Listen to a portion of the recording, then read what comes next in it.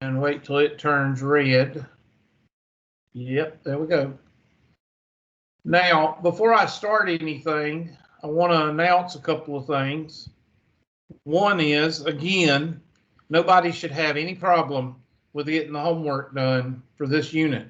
There was only 4 sections, and you've had from last Thursday till today, basically, to work on it and send me questions. I have 1 homework question to go over, 1. So that tells me, since I only have 1 homework question, that everybody understands the homework. Okay? So I don't want to hear anybody giving me any excuses about, 5 dead grandmothers and I forgot and the dog ate my phone and I don't know what that has to do with it, but some of the excuses that y'all use, I don't want to hear it. Just don't even go there. I have 1 homework question to go over. Now, I do need to ask you this, Miss Cameron, since you're the only one that'll talk to me. Did we go over the pre-test for Chapter 3? I meant for Unit 3. Yes or no? Huh? We did not. Okay, that's what I thought we would do today, if that's okay with y'all. Because I think y'all have until tomorrow night, midnight, correct? I thought it was due today. Yeah, I gave y'all another day. Oh, okay. So, all right, in which y'all should have been able to do it over the break because, like I said, it's only 4 sections, and we covered a lot of homework questions last time we met, and you have a lot of videos you can watch. So there's no reason that, I know that 5 or 6 of y'all, or 7 or 8 of y'all, have actually done the test. And looks like you did pretty good. There's only 1 or 2 that I saw that wasn't a very good score, but you take it for the first time. That's why I give you 3 chances.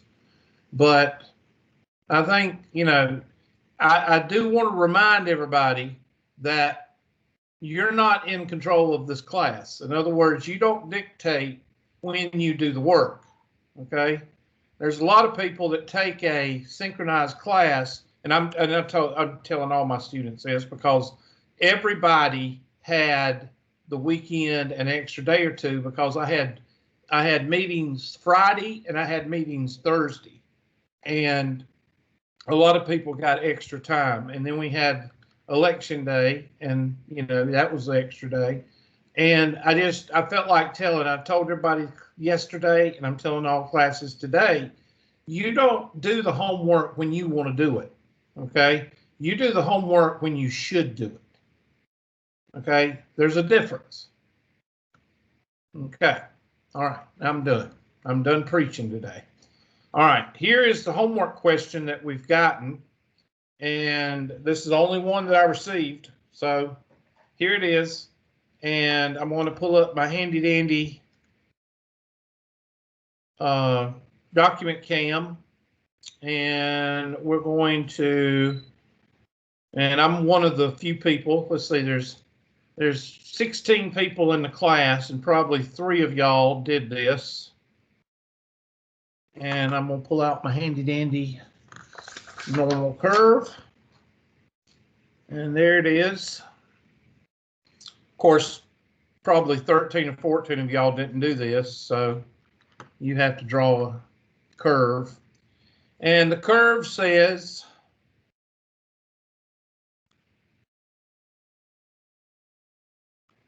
the main incubation time for type of fertilized eggs at a certain temperature is 17.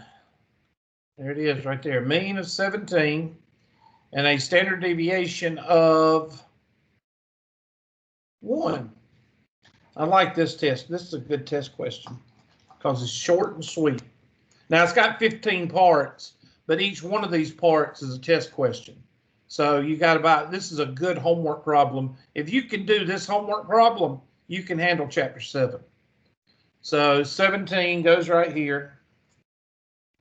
And then that's going to be 18, 19, 20, 16, 15, and 14. All right, so that takes care of all of this. In other words, I just took care of that whole sentence right there. It's done. You can mark through it. Okay. The first question says, this is a test question, draw a graph. We just did. There it is. Okay. And she got that right, so I'm not gonna go over that. Find and interpret the probability that a randomly selected egg hatches in less than 15 days. So by the empirical rule, we're going to do it by the empirical rule to give us an estimate. 15 days is right here. Less than 15 would be to the left, and there's 15, and we know that this is 2.35. So by the empirical rule, we're talking about 2.5%, 0.0250, or 2.5%. Now that's by the empirical rule. Of course, that's not what they're wanting, because the directions would say, by the empirical rule, what is the probability? But then we use the empirical rule with Chapter 7 so we can get an eyeball or an estimate of what the answer will be. So now we go to our handy dandy calculator, if I can find it.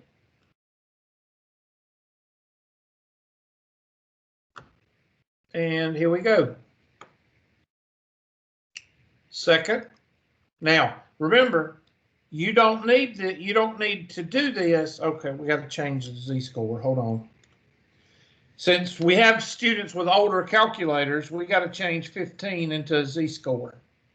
So the z-score at 15 is equal to 15 minus 17 over 1, which is equal -1, -2. It's equal to -2. Now, it's not always going to be a whole number, okay? So you have to get in the habit of doing the z-score transformation if you have an older calculator. Now, just for instance, how many of you, just raise your hand, have an older calculator that you have to change it into a z-score? Raise your hands if you have an older calculator. Okay, well then I guess everybody has a newer calculator. All right, if you have a newer calculator, okay, Miss Coignet, you have an older calculator? I guess you do. Okay. Yes, sir. Okay, so what do you have, a TI-84, just a regular TI-84 or TI-83? I or think what? it's a TI-83. Okay, then you have to change it into a -2. All right, and since it is a whole number, you can actually see that it's a -2 when you do the chart, but it's not always going to be a whole number. And so now, if you have an older calculator, you would type in second vars normal CDF. And let me go back to the drawing. I have to go back and forth a lot with this. We know that this is negative infinity, and that's -9999. So we're going to do from -9999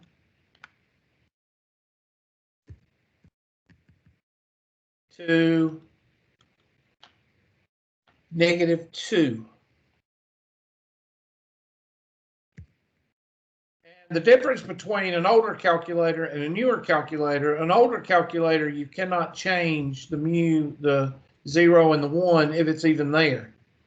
And most of the time, an older calculator will have the parentheses. When you do normal CDF, it'll just have the parentheses right here, and you type in -9999, comma, -2, and then close parentheses.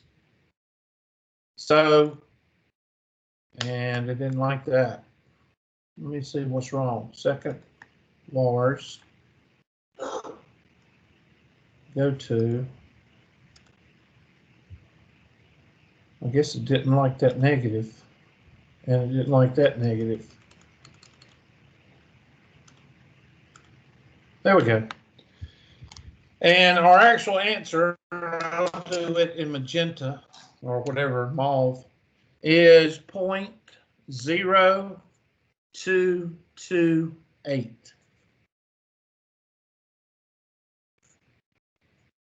That's the actual answer.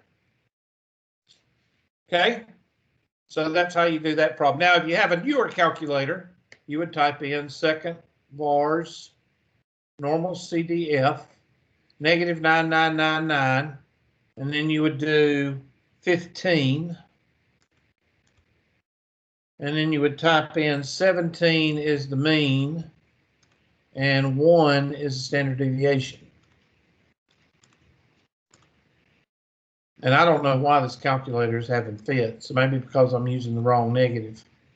You got to use this one. I thought that's what I hit, but okay, now hit enter.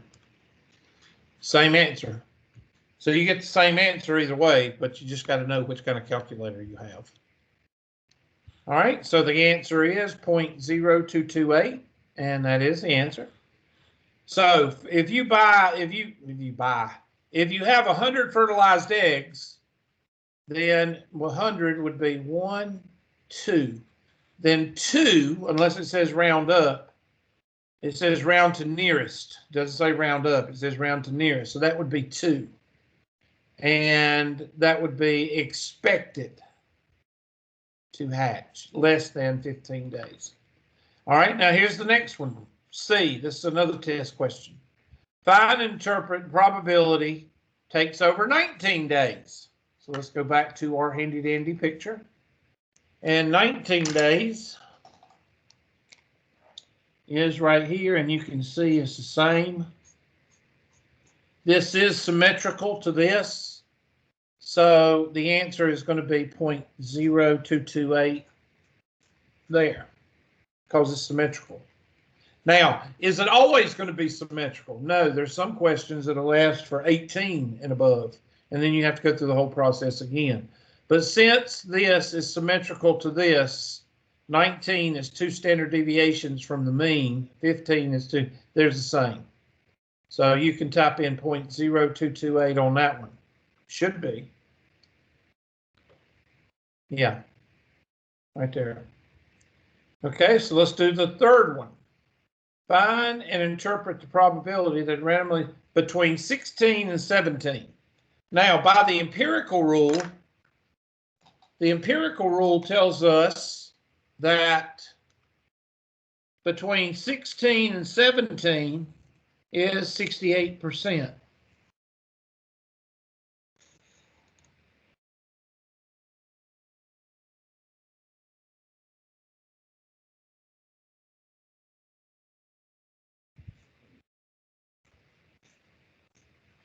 So by the empirical rule, I'm going to say 0.6800 or 68%. And if you have to ask where I got 68%, then you haven't been following directions very good for the last, semester. All right, so 68%. So that's going to be between -1 and +1 z-score if you have an older calculator. So since we only have a few people that have older calculators, I'm going to go and just do it with a newer calculator. And those with an older calculator, if you have a problem, please say something, okay? So here we go. I'm going to pull up my handy dandy calculator. And I'm going to hit second vars normal CDF. And I've already got 17 and 1 in there. So now I'm just going to type in 16 and 18.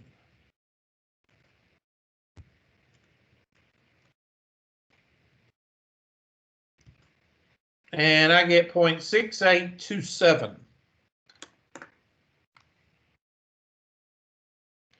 0.6827. Hopefully everybody got that. I'm going to give y'all a minute Just a few seconds. If you didn't get it, please let me know. 0.6827.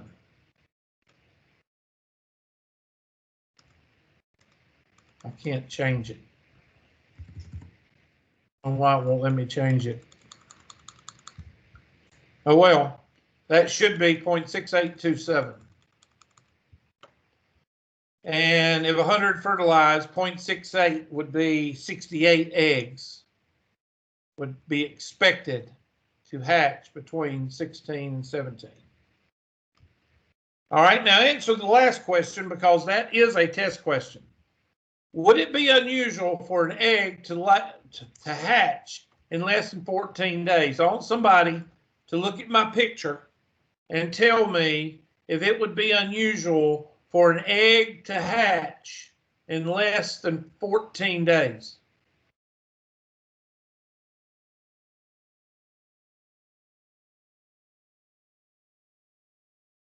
That means I want somebody to say something. Is it yes? Yes. Tell me why, Miss Cameron. Well, the percentage of it happening is extremely low.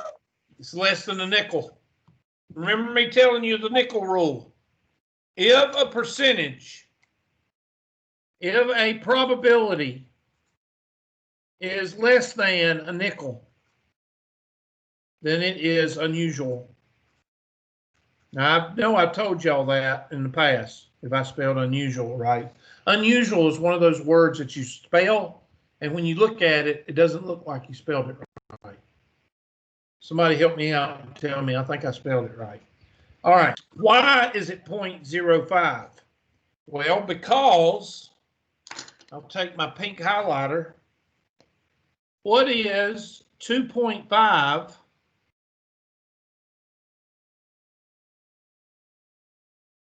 by the empirical rule? What is 2.5 plus 2.5? That means I want y'all to answer. Somebody answer. What's 2.5 plus 2.5? 0.5. 5 cent, 0.05, which is 5 cent. 2.5 cent plus 2.5 cent is 5 cent. Okay? If you have a probability less than 0.05, it's either going to be in this area or it's going to be in this area, which by the empirical rule, let me take my handy dandy red marker. By the empirical rule, this is unusual and this is an outlier. This is unusual and this is an outlier. Somebody tell me what the middle two standard deviations are if these are unusual and outliers. Starts with an N. Normal. Thank you. So from here, and I've been teaching the empirical rule, I've been teaching y'all the empirical rule since the first unit. Okay? So if you have no idea what I'm saying, it's because you didn't do what I told you, and I told you to memorize it. Put it on an index card. There you go. So your answer to the last question, which is a good test question, you got like 4 test questions on here. It's right here. The probability of an egg hatching in less than 14 days, we got to do that probability. So that would be, it's close to 0.15. So that'd be negative 999 to 14. So let's pull up our handy dandy highlighter. Our handy dandy calculator. And type in second vars normal CDF. And I'm going to do from negative 9999 to 14 and paste.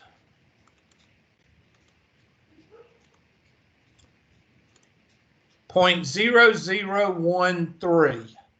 So the probability of, let me get a pink pen. Where is my pink pen?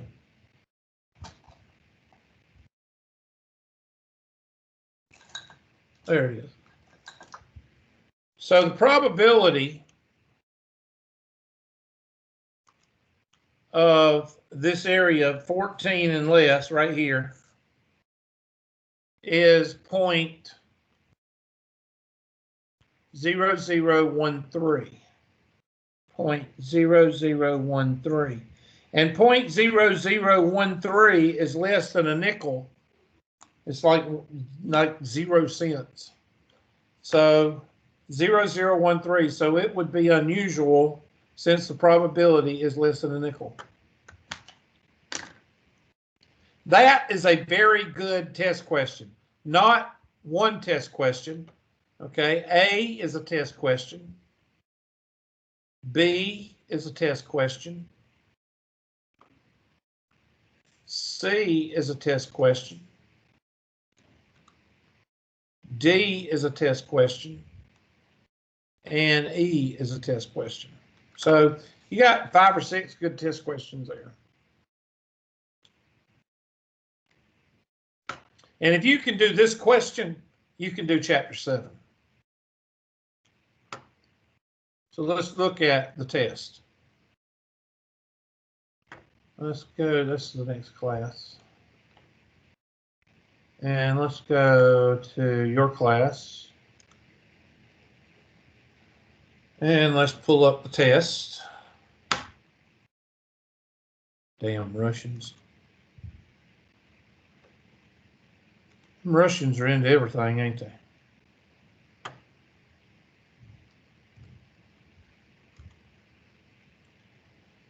Yeah, Hubert, they're into everything. Are y'all mad at me or something? Y'all pissed off at me or something? What is it? No. Well, Miss Cameron, I know you're gonna talk to me, but the rest of the class, they're weaned on a pickle, so I just thought they might be mad at me or something.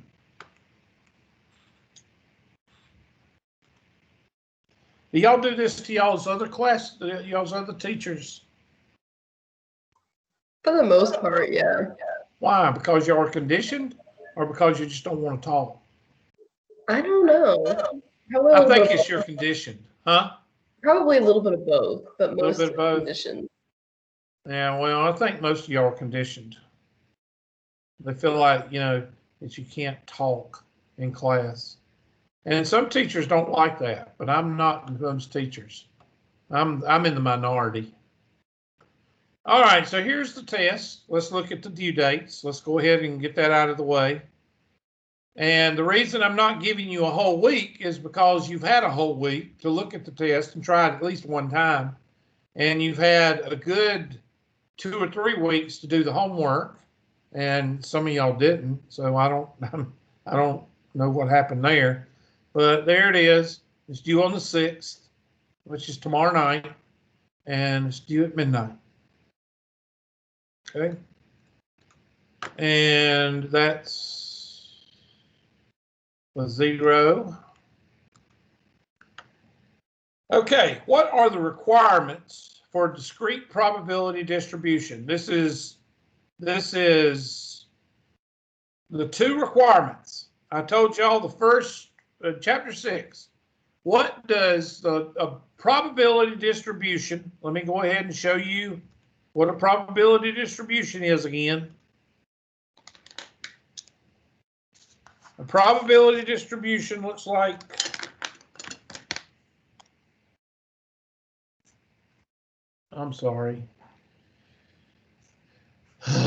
x, p of x, 1, 2, 3, 0.5, 0.2, 0.15, 0.15. That's the probability distribution.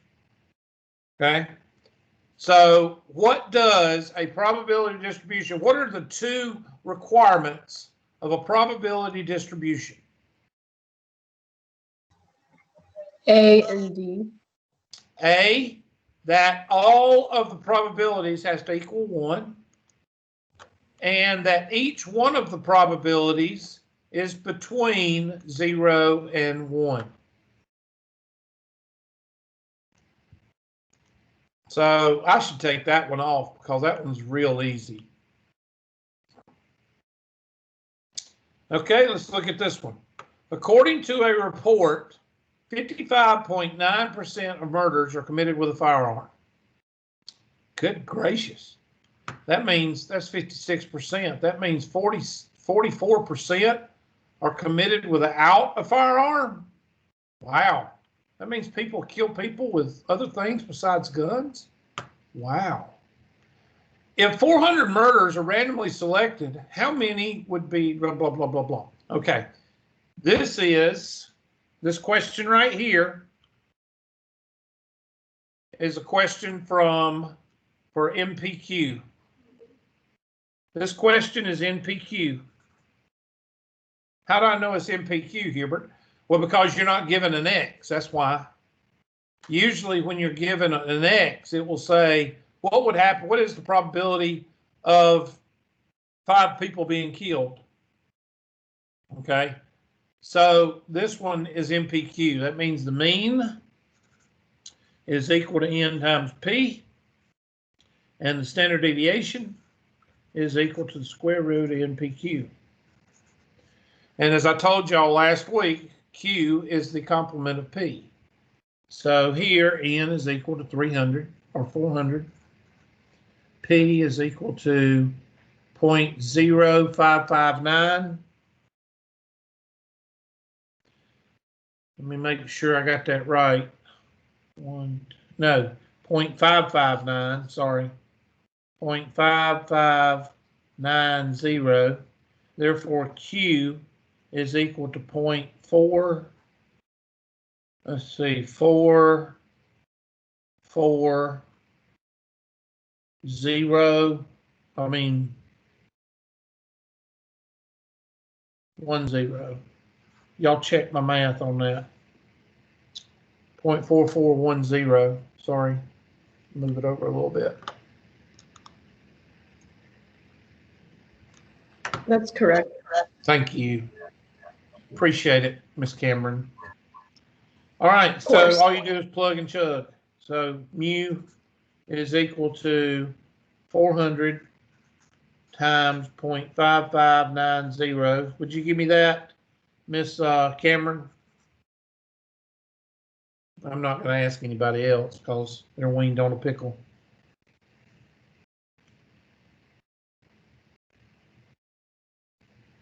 It is 223.6.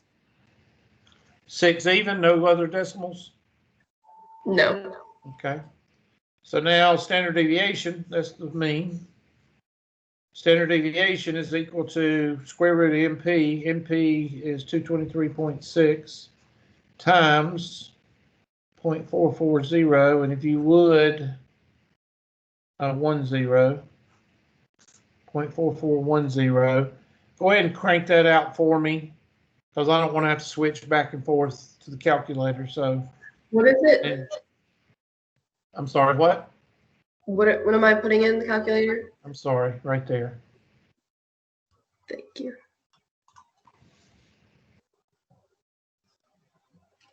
Of course, anybody else want to volunteer information, that would be nice, but you would have to communicate. And I know some of y'all, that's against y'all's religion. That's why you're going to have a small little office somewhere and nobody's going to talk to you because you're an introvert. Okay, it's 9.908. So let's look at the answer. The answer says for A, we would expect, and since we do not, okay, since there's murders and we can't have a half of a murder, I'm going to raise that up to 224. So that's going to be 224. And choose the correct. It says, would it be unusual? Oh, we got to draw a picture.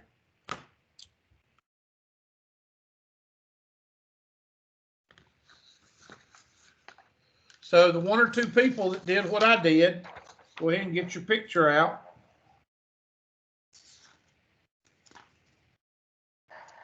And I've got a mean of 224. And I'm just going to raise that up to 10 because I'm not going to do those decimals. I'm sorry. So I raised my standard deviation. I raised it up to 10. because I'm not going to, and this is 224, because you're talking about murders, okay? And 224 and 10.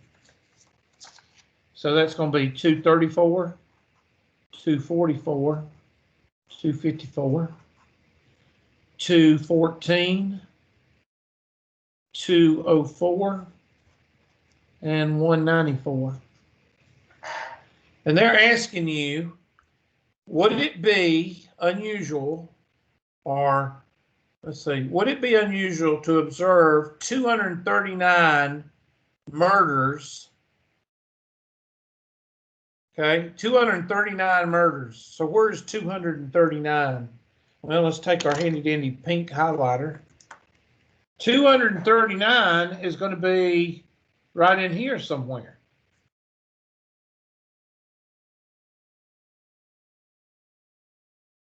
239 is going to be right in there. Well, I just showed y'all that this is unusual, an outlier. This is unusual, an outlier.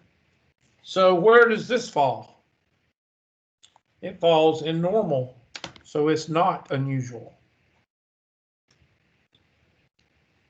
So it would say it's not unusual. It says, would it be unusual? No. So it's either A, alpha, Charlie, or delta. And it is Charlie because it is between two standard deviations. And you feel good about yourself.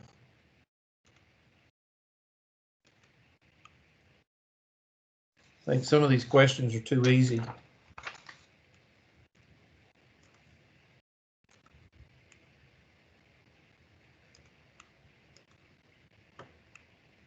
Uniform distribution. I told y'all one of these were going to be on there. You got 2 or 3 in your homework that your notebook that we did.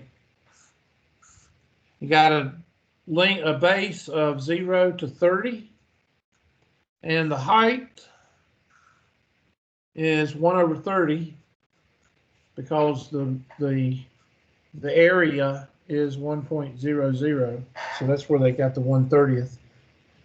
What is the probability that a friend is at least 7 minutes late? So somebody tell me what at least means.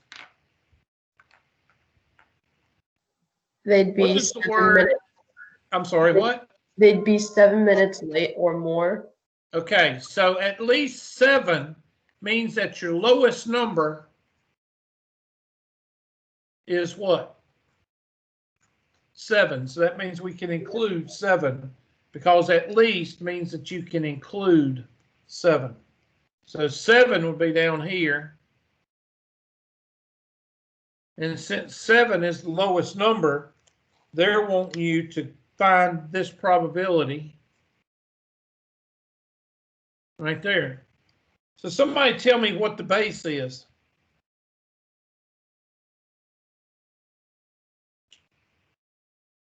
What is the base of the pink region? I'll outline it for you.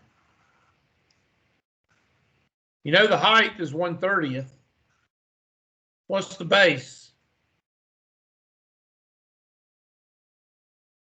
Okay, I'll say it again. It's not real difficult. 30. Of the pink region. What did you say? I think it might have cut some of your answer off. Wait, the pink region? Yeah, the pink region. Oh, I'm sorry. Hold on. I'm sorry. You can't see it. There. Duh. Oh. Okay. What is the area of, I meant not the area. What is the base of the pink region? Is it 21? Not 21. You're close.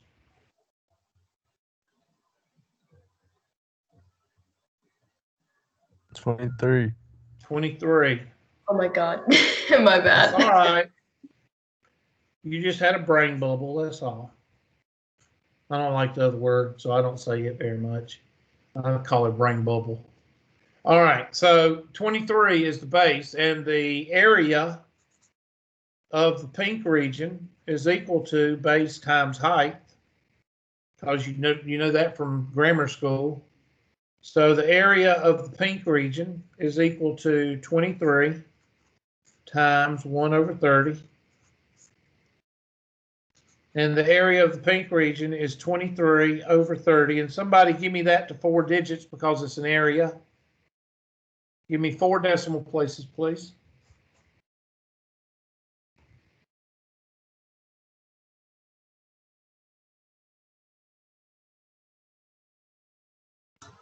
It is 0.7667 if you round. Okay, so that would be 0.7667 probability or 77% chance they're going to be late or after 7 minutes late or whatever the question's asking.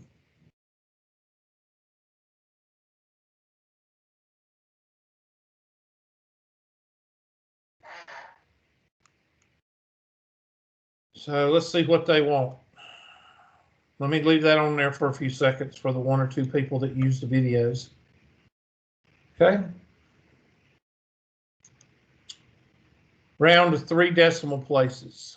So that's going to be 0.767. And we feel good about ourselves. And I know for a fact that I usually do 1 or at least 2 problems when I start chapter 7. I know I do that, so it's in your notes. Next, the only question that makes sense, the only answer that makes sense. Overall grade. Determine whether is this a normal representation? That means yes or no.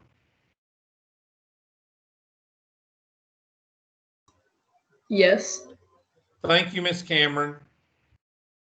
The rest of y'all suck.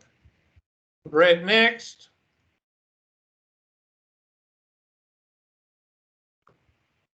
All right, type that one in. How do you know what to do? Well, it's in PX. So that'd be second binomial. Tell me if it's cumulative or precise. Which one is it? Is it cumulative or precise? And tell me what tells you if it's cumulative or precise. It's precise. Why? Because your x value equals one number. Exactly. Your x value is equal to. It's not greater than or less than, or greater than or equal to, less than or equal to. So NPX is this problem. So go ahead and do it on your calculator. Give you a second to do that.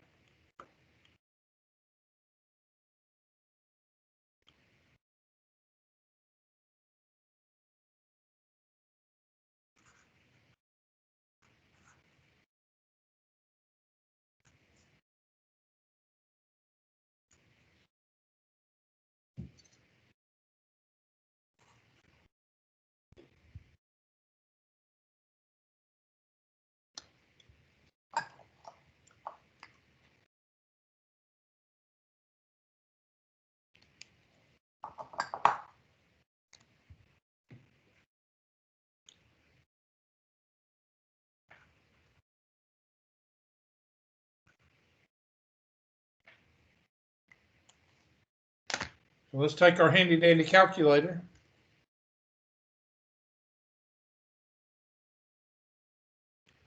Second, vars, binomial, PDF for precise because it equals.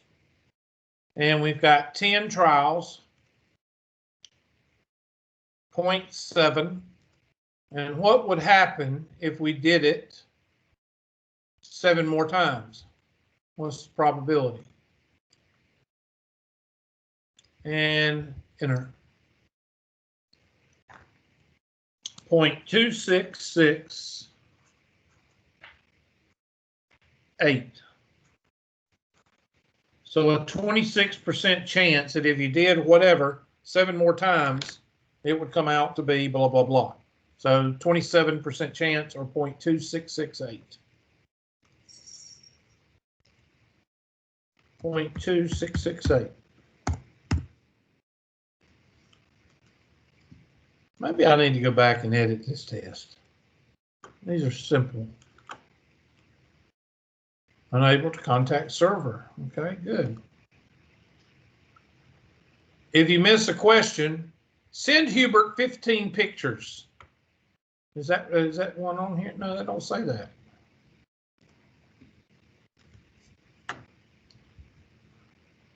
If you have incomplete assignments and Hubert puts in 0 for your grade, it will decrease your grade. All right, go ahead and draw a picture. I'll take out my handy dandy. There, I've got my picture halfway drawn. I don't know about y'all. Oops, the printer didn't print all that one out. Russians. There it is. Half my picture is drawn.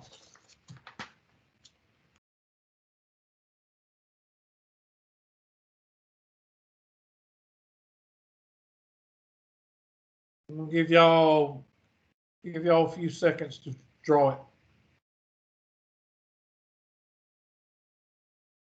And they go ahead and ask you. So go ahead and do the whole question since they give you the problem right there. Eat my cold omelet that I was making that I was late for class for.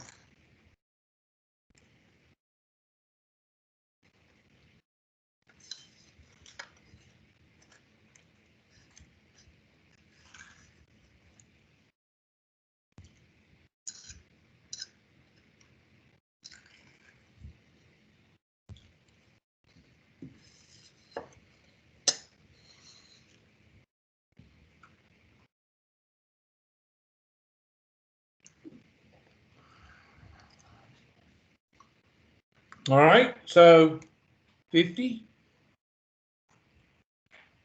60, 70, 80, 40, 30, 20. I tell you what, that's aggravating having to draw that picture. Took me what, 5 seconds. And they want to know, what is the probability of being between 56 and 66? Well, 56, let's find 56. Well, this is 55. And this is 65. So I'm just going to take my handy dandy ruler, and I'm just going to draw to the shade to the right of this, and a shade to the right of this.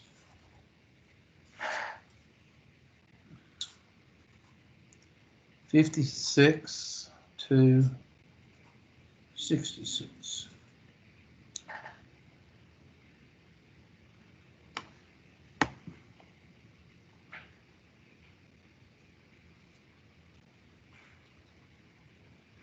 Oh, the things I do for y'all. Y'all should be thankful. Heck, I can't even get y'all to talk. That's all right. Like I said, most of y'all are going to end up in a little closet office. Nobody's going to talk to you unless they want something, because you don't communicate. So that's fine. All right. So if you have a new calculator, you can type all this in and not have a problem. If you have an older calculator, then you got to change 56 to a z-score. 56 minus 50 over 10, and 66 minus 50 over 10, and 56 minus 50 is 6 over 10, which is 0.6. Please tell me you didn't put that in a calculator to get 0.6. I hope you didn't. Okay, 66 minus 50 is 16 over 10, and you don't need to put that in a calculator either. So if you have an old calculator, then you would type in from 0.6 to 1.6, which is your z-scores. If you change these into z-scores, this would be 0.6, and this would be 1.6. So take your handy-dandy calculator, and I'm going to go second, VARS, normal CDF, and 56 to 66, and 50, and 10. Now let's look at, before I push enter, let's look at the empirical rule. Somebody tell me what half of, hold on. If I do the empirical rule, what's half of 14? I mean, what's half of 34? 17, Hubert. That's right, class. And what's half of the 14? 7. 7. So this is 17 and this is 7. So I'm going to say by the empirical rule, about 0.2400 or 24%. So if I come up with something crazy like 65, I know it's wrong. So let's look at our calculator and see what we get. 0.2196. 0.2196, which is 22% or 0.22. So we are in the right ballpark because our empirical rule said around 24%, and that's just by eyeballing it. So it's 0.2196.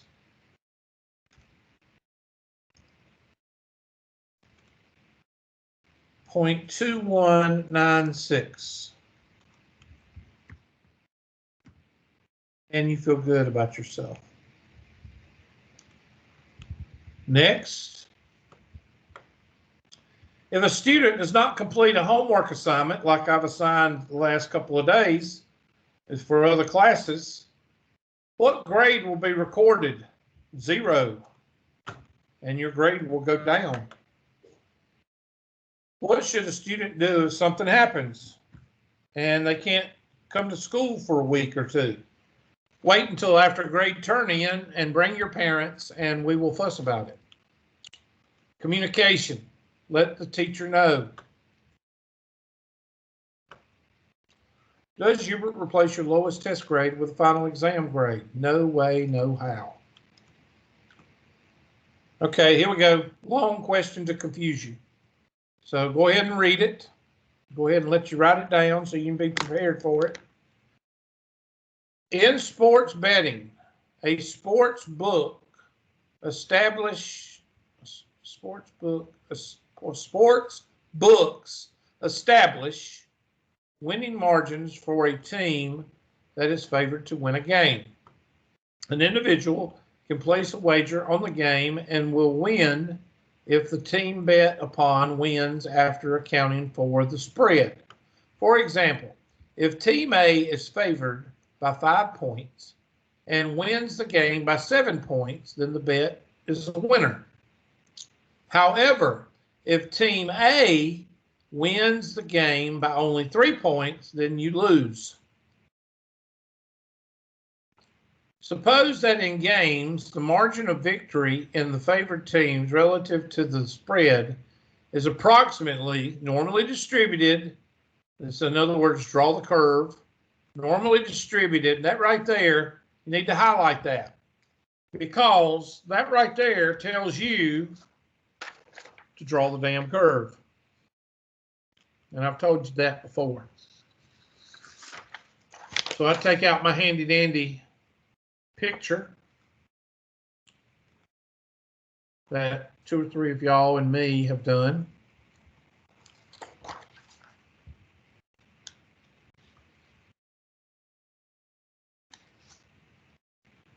And my mean is 0. And my standard deviation is 11.8, which is corny. I don't know why they couldn't made it 12, but 11.8 here and minus 11.8 here. And then, of course, here is going to be 23.6. And somebody check me. And this is going to be minus 23.6. 11 and 11 is 22. Yeah, that's right. And now I've got to add 11.8 here. So that's going to be a 4. And 11, 3, 4, 5. 45.4. Somebody check me.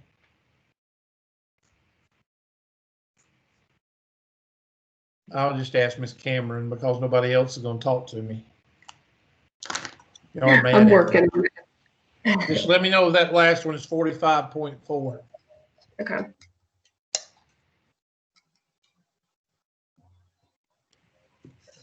I think you said negative 35.4, but you 45. It's 35. Oh, I is think. it? Yeah. Okay. Thank you, Miss Cameron, for being interactive. Of course. With me.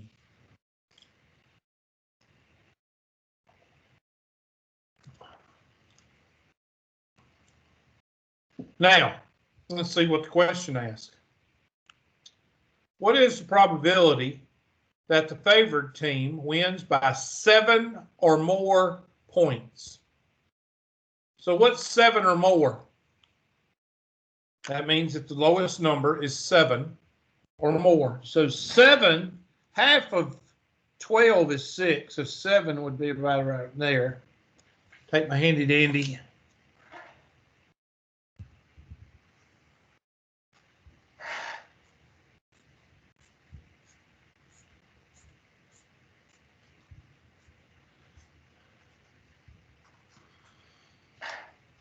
Okay, so you would type in 7 to infinity.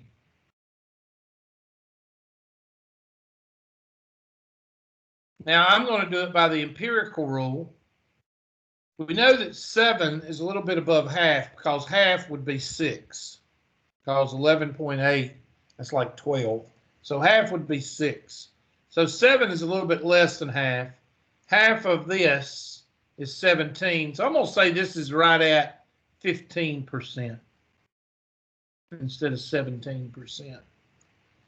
And if that's 15%, and this is 16%, then that's going to be 16 plus 15, which is what, 31?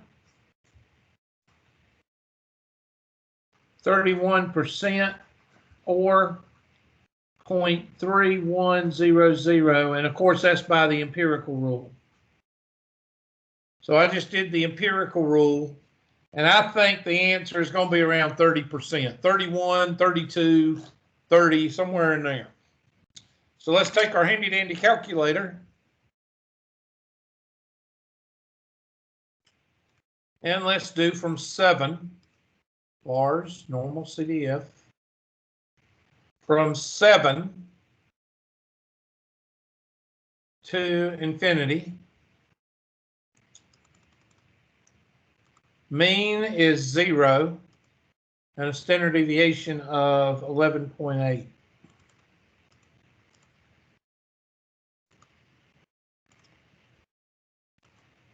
.2765. So your answer is 0.2765, which is 28%. I said 31%. So that's a rough, that's a good answer. Okay, so 27% or 28% or 0.2765. 0.2765.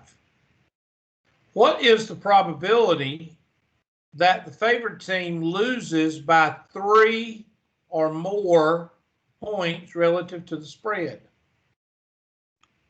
3 or more points. So that's 3 or more. So they want 3 or more, which would be on your calculator, on your picture, 3 or more. Sorry, that's 3. I don't know why they're asking these are too close. 3 or more. Well, you're just going to do the same thing. 3 or more. Let's say 15. Let's say 7.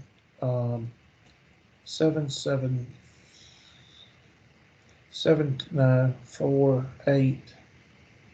8 times 3 is 24. So that'd be 24 plus 16. 40. I'm going to say it's going to be around 40% by the empirical rule. And that's real rough because I didn't take much time. I think it's going to be around 40%. Now you're going to do 3 to 9999. I don't know why they're doing this. Usually they don't do them so close together. Oops. Calculator. And that's going to be second. I'm just going to hit that and just go back and change this to a 3.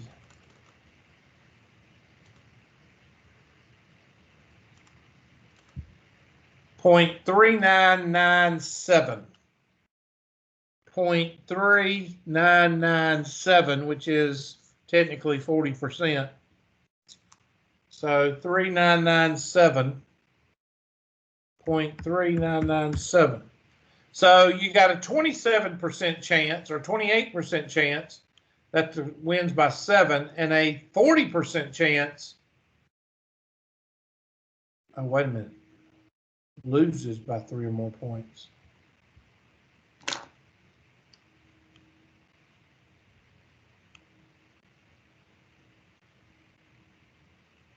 Should be 0.399. Margin of victory. Hold on. Margin of victory between 3 and 7. Explain the meaning of the margin of victory. Okay, relative to the spread has a mean of 0 points. Well, that basically means that 0 means that they tie, basically. Yeah, that's what it says. Somewhere to 0, which one says 0 is a tie? I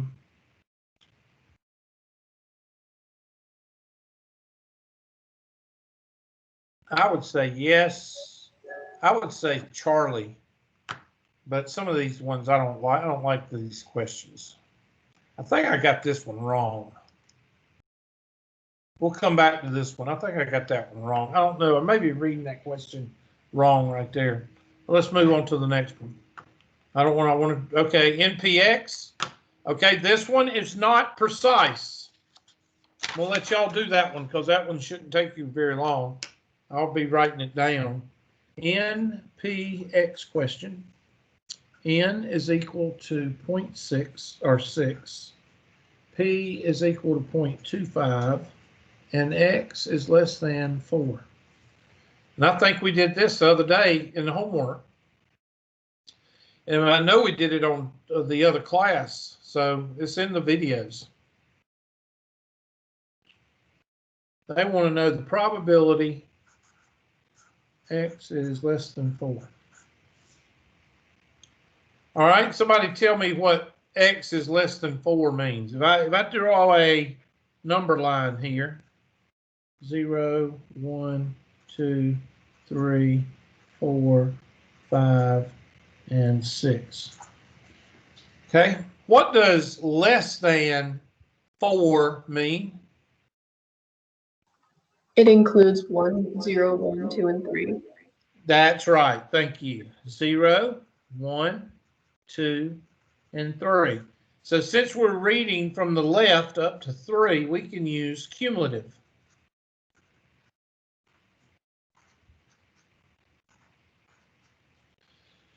binomial CDF. So here we go. Take our handy dandy calculator.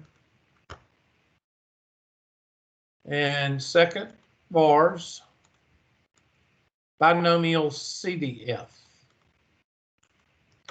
And that's going to be 6.25 and 3.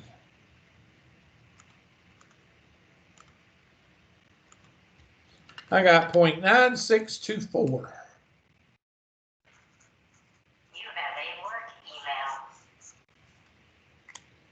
And let's type that one in.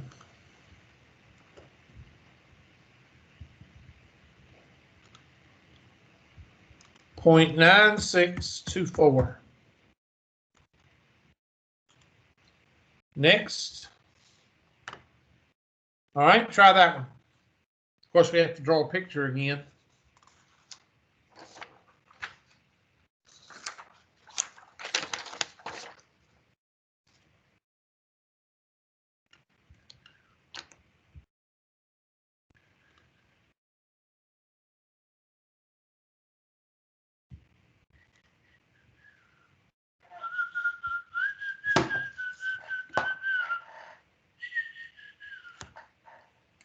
Okay, so we've got a mean of 52 and a standard deviation of 8. So that's going to be 60, 68, and 76, I think. 52 minus 8 is 44. 44 minus 8 is 36. 36 minus 8 is 26. No.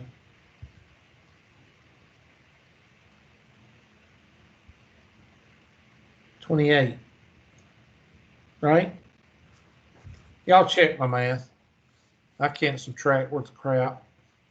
So 52 plus 8 is 60, 68, and 76. And they want to know less than or equal to 45. So I take my handy dandy orange marker. And 45 is going to be right in here.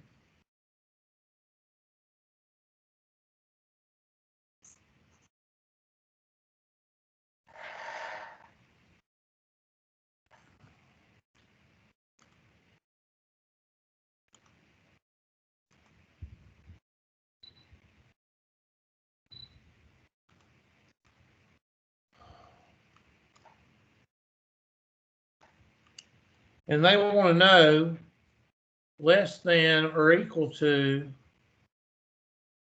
45. Well, by the empirical rule, I'm going to say it's around, let's see, 45. We know the middle right here is what? Half of 8, which would be 4. So that would be 48 right here. And 44 to 48 would be 46 right here. So that would be a quarter, which is 8. So I'm going to say it's around 7. So that's around 7%. And then this is 16% by the empirical rule. So 16 plus 7 is 23%. So by the empirical rule, I'm saying it's around 0.2300 or 23%. Now let's see what it is, punching in negative infinity, which is negative 9999 to 45 using your calculator.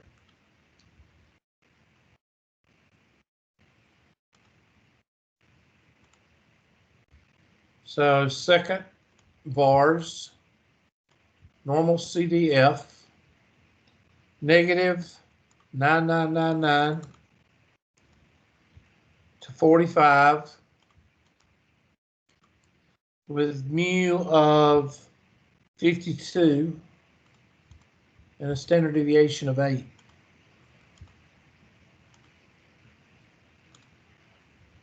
Okay, I'm a little bit off. I got 23%. It comes up to be around 19%. 0.1908 is your answer. 0.1908 is the actual answer. 19%. Let's punch that in. 0.1908. Now it looks like this. 0.1908.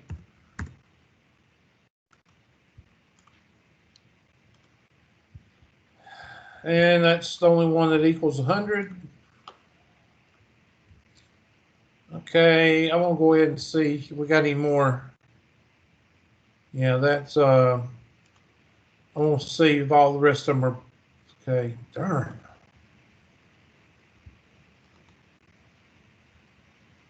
That one. Okay, so we got 3 more questions to do.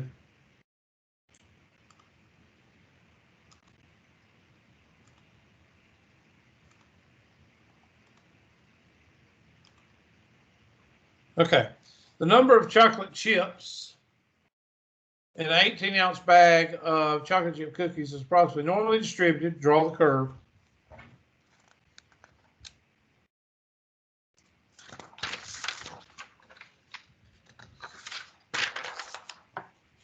So here is our handy dandy curve. 1252. So I'm gonna let y'all draw that out. 1252. And they have to give you these asinine numbers.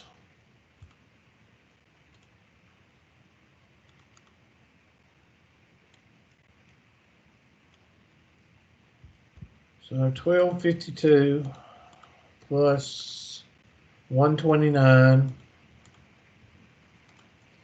1381 plus 129, 1510 plus 129, 1639. On the other side, 1252 minus 129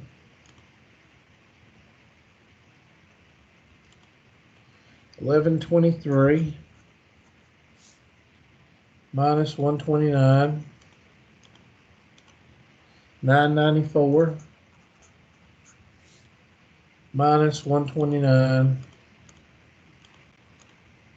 865.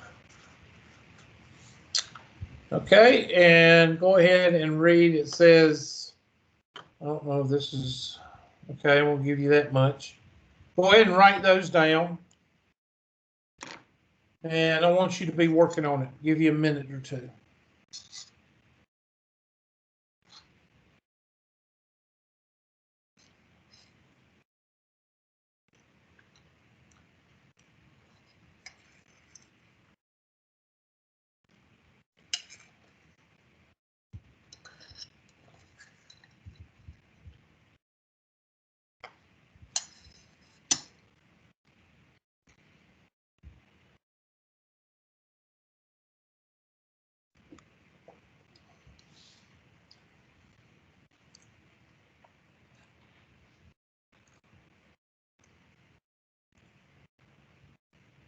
I'm going to do the first 2.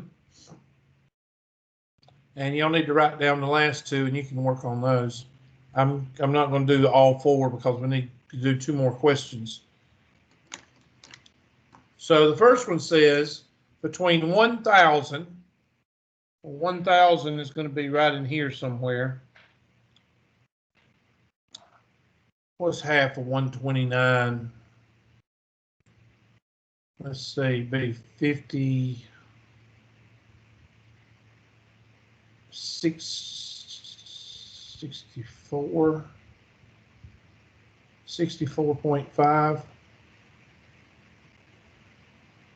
I think that's right. 64.5. So 994 plus 64 is 1,058 or something like that. So 1,058 would be right in there. So we're going to put 1,000 right in here somewhere.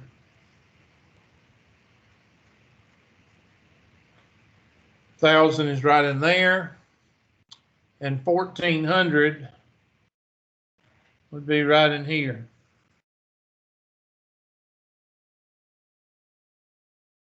Well, that's going to be a big number.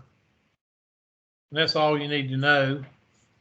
Because if you want to add those up, you're talking about 68% here. And then maybe half over here is 7. So 68 plus 7. And then maybe a fourth over here is 14 or 12 divided by 4 is 3. So roughly, this is really rough. I'm going to say by the empirical rule, we're talking about around 78%. And you're going from 1,000 to 1,400. So let's type that in the calculator.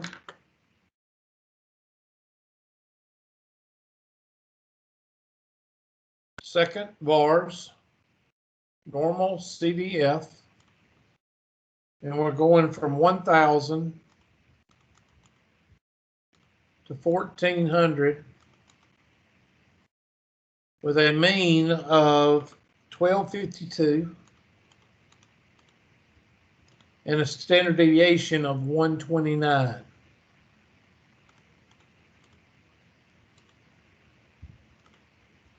I said around 78%. It's a little bit high. Mine's a little bit low. 0.8490. 0.8490 is the answer. 0.8490 is the answer. 0.8490. The probability that a randomly selected bag contains fewer than 1125. Fewer than 1125. Well, 1125 is going to be right here.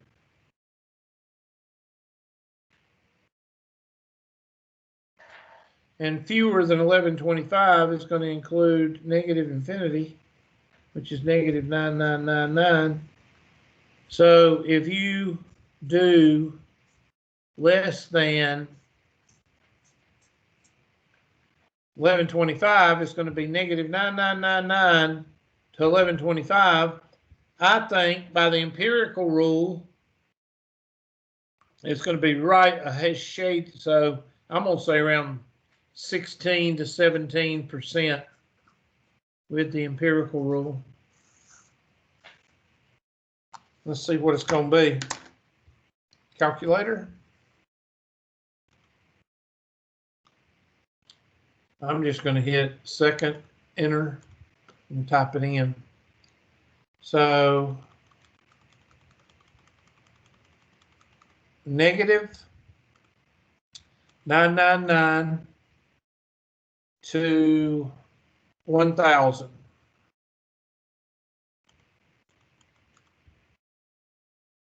I'm sorry, 1125.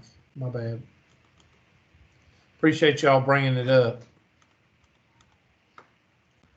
And enter. 0.1624. I said 16 to 17%, which that's 16.24. So 0.1624. And that would be 0.1624. Now I should get 50% of this question right because I only answered 2. They won't let me answer. So anyway, more than 1175, that would be, God, that would be the other side of it. That would be like 85%, 0.85 something. A bag that contains 1050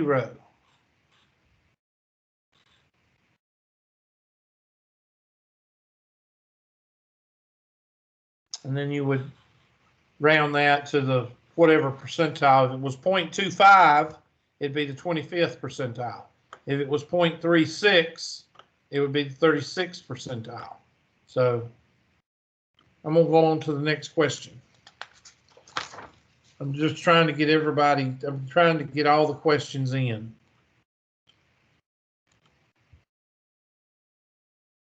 Steel rods are manufactured, draw a picture.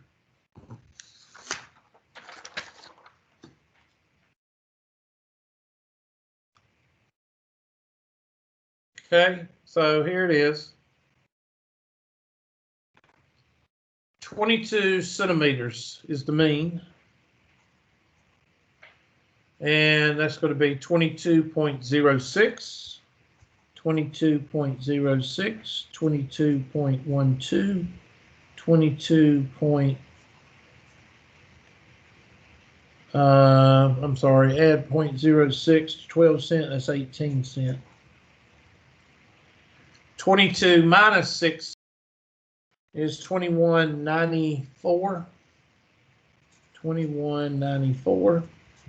$21.94 minus 6 cents is $21.88, right? And 21.88 be 21.82. I hope, pray that I didn't make a mistake on the math, especially on the subtraction side. Now, I'm just going to do the first one or two. It says, what is the proportion of rods? What is the probability that a rod has a length less than 21.9? Well, 21.9 is right here. And that's your area that you're going to find. So that means you're going to be using negative 9999 to whatever this is. This is 21.9, I believe it's asking. 21.9.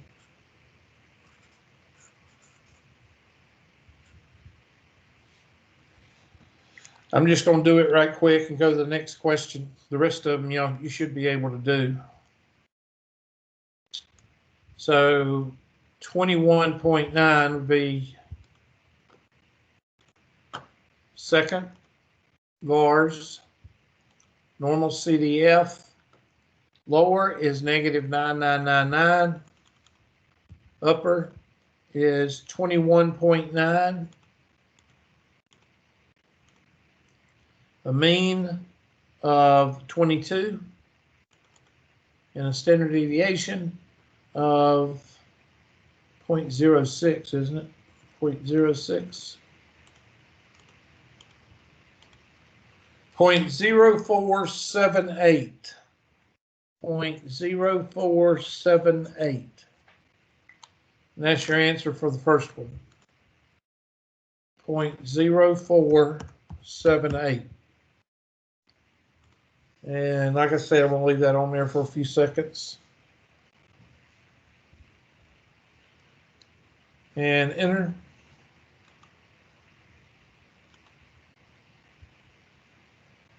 And I think this is our last one. And I'll just go over the first part. The probability is to the right. First of all, you better check to make sure this is it probably is. And yeah, that it asked you there. So somebody check those right quick.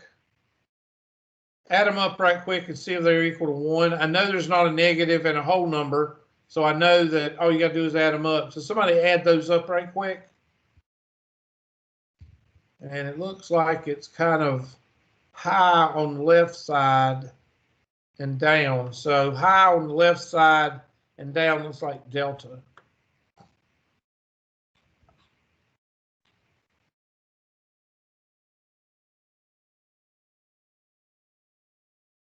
Somebody added them up? Yes, it equals 1. Okay, so all the probabilities are between 0 and 1. And the inclusive sum of the probabilities is 1. The graph looks like D, and that is a skewed right. Oh, I'm sorry. Let's see, multimodal. Yeah, it's multimodal because you got, well, no, it's single modal. You got 5 at, I don't see. Isn't it single modal because your greatest probability is at 1? Yeah, should be one mode, right? Is that I'm what you pretty sure, said? yeah. And is skewed right. It only has one mode because I don't see anything. Oh, one mode because it's the highest probability. That's why. This is the highest probability and it goes with 1. If that 3366 was round down here, it'd be 2. So it'd be bimodal, trimodal, and then this is multimodal. Okay? And then find the mean and the standard deviation. Well, I'm not going to do that because I've run out of time. And y'all know how to do it. We did that on the first problem. Find the mean and the standard deviation. Okay, for those that don't remember how to do that, I'll write it down right quick. Find the mean. The mean of a binomial distribution is the summation of x times p of x. And then the standard deviation is equal to the square root of x squared summation of x squared times p of x minus the mean squared. And we did that. We did 2 or 3 problems like that in the notes. So it's in the recordings and it's in your notes. Let me scoot over to the handy dandy attendance, which has probably already logged me out.